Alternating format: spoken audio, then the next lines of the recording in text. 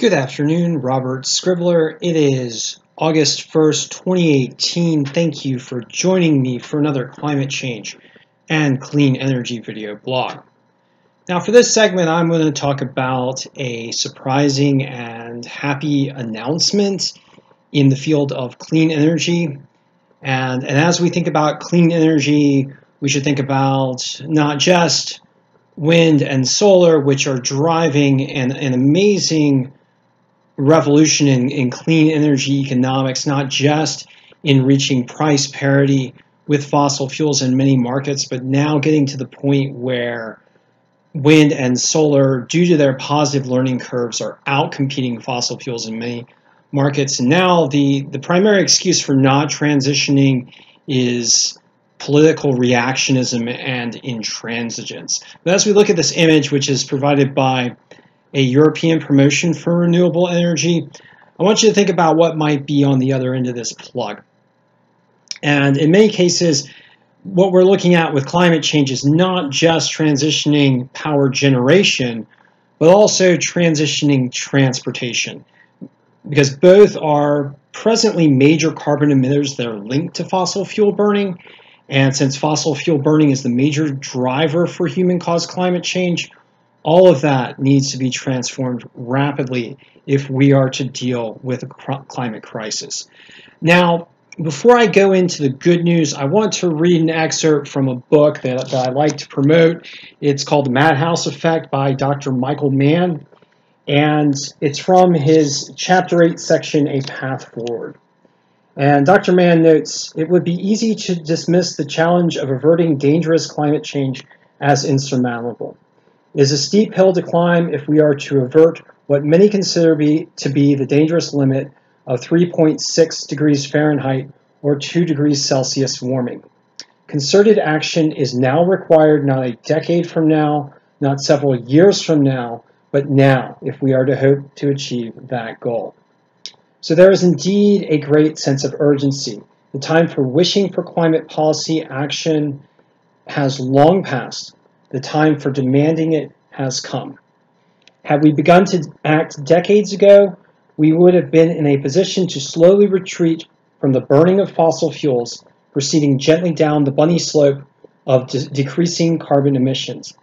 What decades of disinformation, denial, and delay have brought us is instead a much deeper slope down a black diamond type slope. Our emissions have to come down rapidly.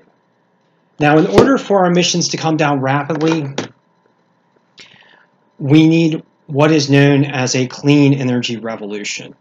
And one of the clean energy leaders in the West is Tesla. And Tesla is a 100% clean energy company whose mission is to accelerate the advent of sustainable transportation by bringing compelling mass market electrical vehicles to market as soon as possible.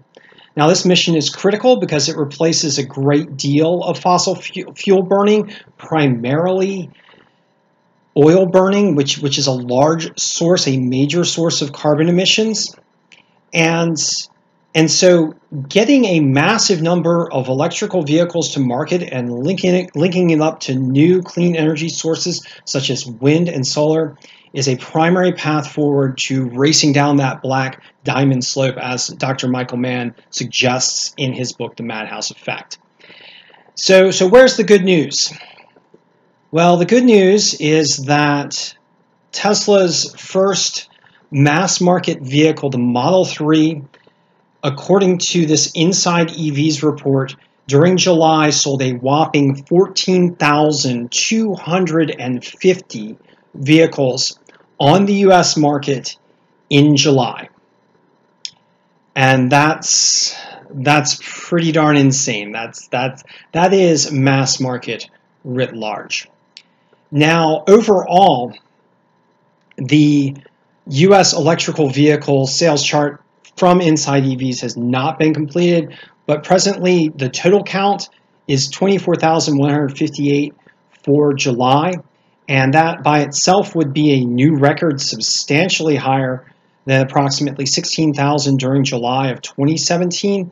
but it's more likely that we hit closer to 28 to 30,000, which would be a new all-time record for any month, and nearly double the past July, driven primarily by mass market Tesla Model 3 sales. Now, Tesla overall has also sold an estimated 2,525 Model X and Model S vehicles during the month of July, bringing the total Tesla sales close to 17,000, which is more than 50% of the entire US electrical vehicle market. So it's pretty amazing when we start to pursue this mission of transitioning to clean energy.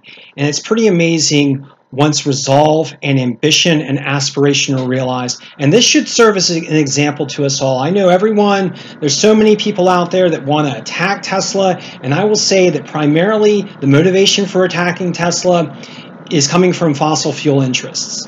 And so if you're looking at Tesla shorts or people who are saying that Tesla is doomed, it's coming out of fear from the fossil fuel interests due to a threat to their profits, to their ill-gotten gains.